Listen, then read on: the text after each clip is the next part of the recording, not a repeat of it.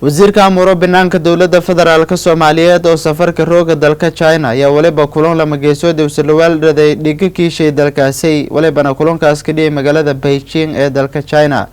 Wariyahan Ibrahim Macalimo ayaa warkaanaysi akhriye.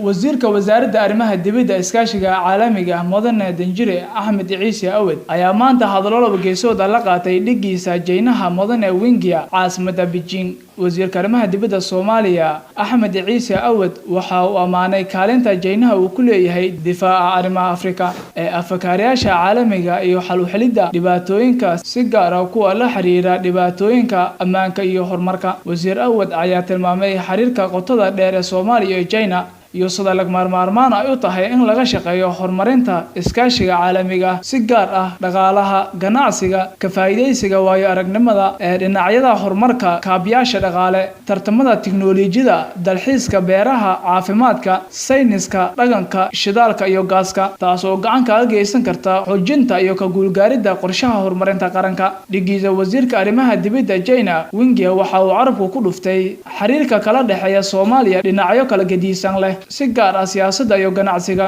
sidoo kale isku dhawaashaha dhammaad wadahadallada diblomaasiyadeed ee salka ballaaran Soomaaliya iyo China waxa ay kala saxiixdeen heshiis qoto dheer ah iskaashiga dhaqaalaha iyo farsamada. Ibrahim Macalimo warbaahinta Janawkay magaalada Baydhabo.